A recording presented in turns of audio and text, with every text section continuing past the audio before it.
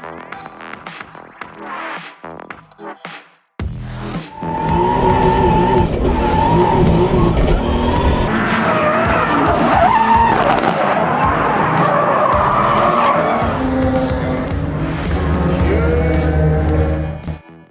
it going, everyone? Welcome back. So if you've been watching my last couple of videos, a few videos even, you know I've been pretty plagued with electrical issues. So it's just gotten to the point where I've had to admit I'm not a mechanic, I'm not an auto sparky, and I needed to get someone in to give me a hand. So as far as the electrical issues go, had a mate of mine who wired the vehicle. It's actually back in town, so I gave him a call.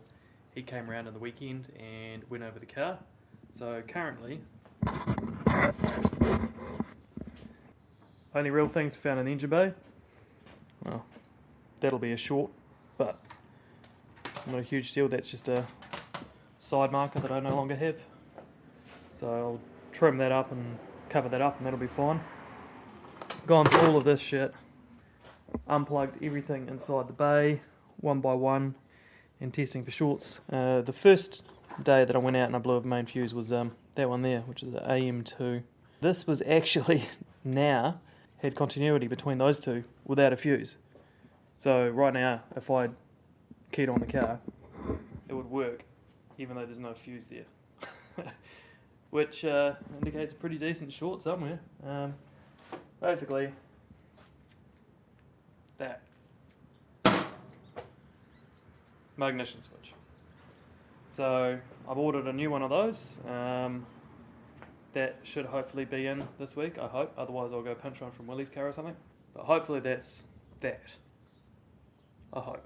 Because I got no time to test it. By the time the ignition switch and everything arrives and I get it back together, it's going to be time to race. So let's hope that works. Oiling issues. It was been filling the catch can. Now, it never used to. It still doesn't drifting. So I did a circuit day. It put some oil in the catch can. I did a drift day. Whole day, not a drop. Circuit day, one lap, oil in catch can. I spoke to John Abbott. He's got a original Group A, pretty sure it was Toyota backed race car from way back in the day that he still does classic races with. Asked him because there's not a lot of guys doing circuit racing with 7Ms. I spoke to him and he's like, oh yeah, 7M's real bad. He's like, it's not as bad as the 5M, but it's still real bad. So he runs 2 lines from the valve covers to a 3 litre can that has 2 drains going back to the sump to be able to not overflow and actually be able to keep up with the system. So it sounds like I may not be able to win on this without just redesigning that setup and actually putting a drain back into the... I did have another thought as well, because I have done some circuit racing before in the past and it hasn't filled the can.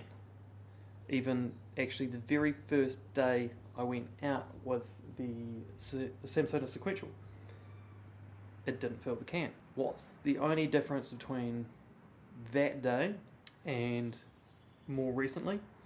Well, 2 things. One, I screwed the head and then I reassembled it myself. Maybe the bottom end is just a bit hurt over time and it just coincidentally at the time of changing out the head, the rings are gone or something like that. Whatever. Maybe it's a possibility. The other thing is AccuSump.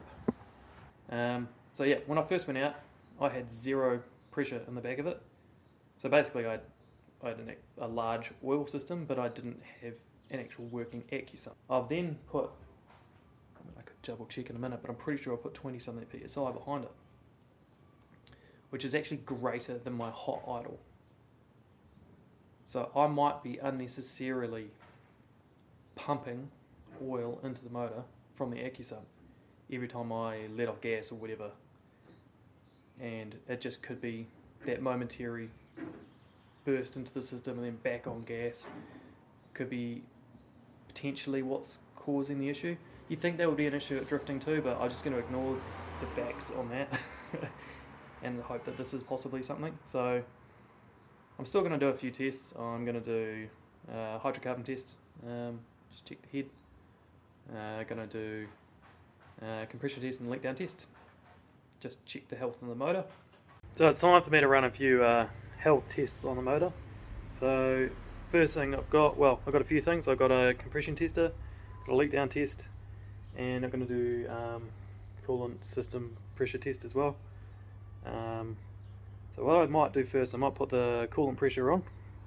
So whilst I'm mucking around with everything else, I can see if that's losing pressure over time. And I don't know whether it would work this way or not, but I guess I could see if when I did the leak down test, if I saw a spike in the coolant pressure, might show bad head. I don't know. I mean, bad head gasket's not going to be causing me to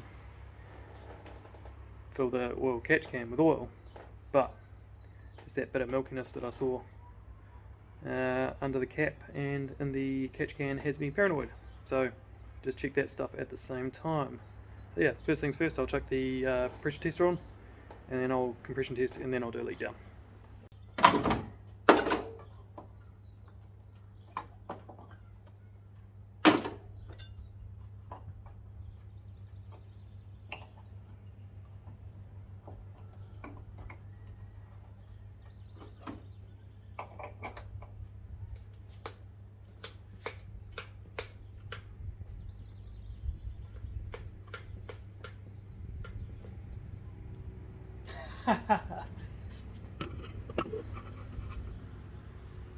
Wow. Clearly that's will explain some coolant loss. So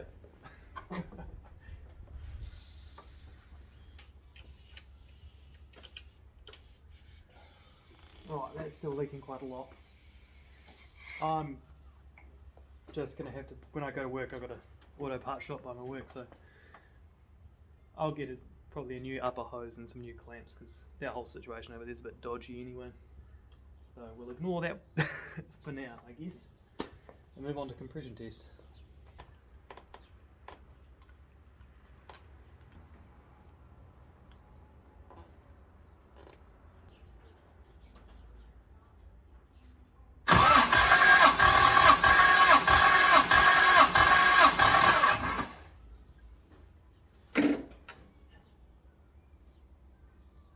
.170.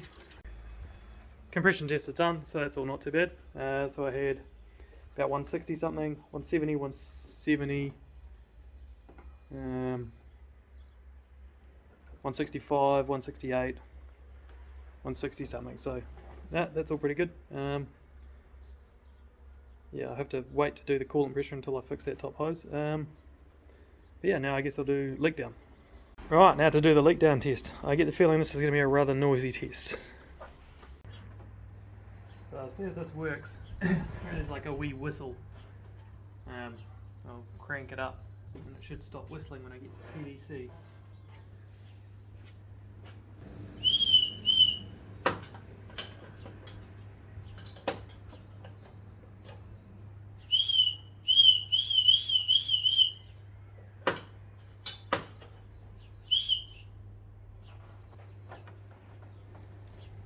Wow, how about that? It worked. Right, time to crank up the air compressor and you won't be able to hear him anymore.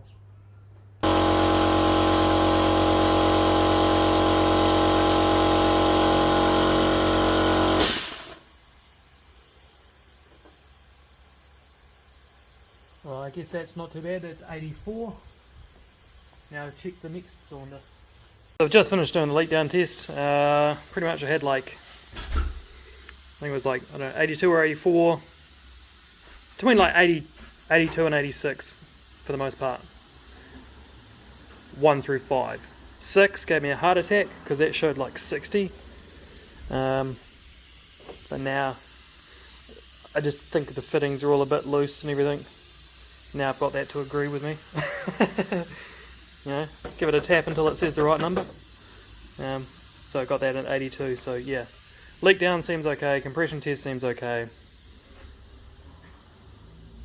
I'm guessing I've probably just got far too much oil pressure. And yeah. filling the head. It is interesting this has never been an issue before. I guess I'll try and add a drain to the catch can to get me through the weekend. Yeah. The only other test that I really wouldn't mind doing, just for peace of mind, is hydrocarbon for the head. May also not want to know. You know, ignorance is bliss and such things like that. Well, I guess I'll get on with organising catch can and drain and things and go from there, really. It's now the day before the event. I've still got a little bit to do.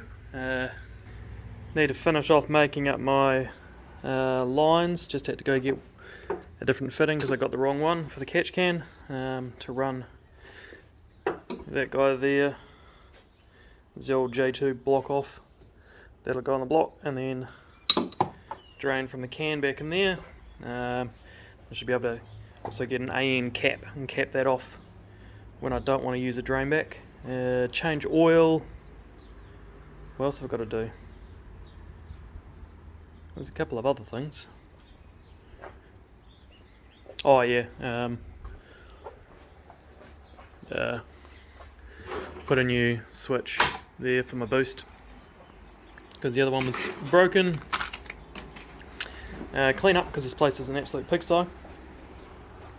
If I'm really lucky, I'll have time to wash the car and take it for a drive around the block and see what these microphones sound like.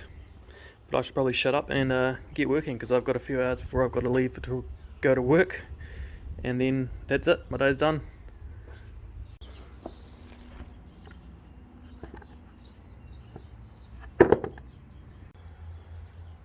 Well, I was being rather optimistic, hoping that it was just a circuit racing problem. But yeah, as you'll see, that is a pile of water and my oil, which means the head's not sealed. Anyway, pretty average end to the end of this video. I am just going to tidy up my garage a bit and get ready to whip out the motor and start stripping it. I guess thanks for watching, guys, and I'll catch you in the next one. Unfortunately, it won't be me driving at Track Attack.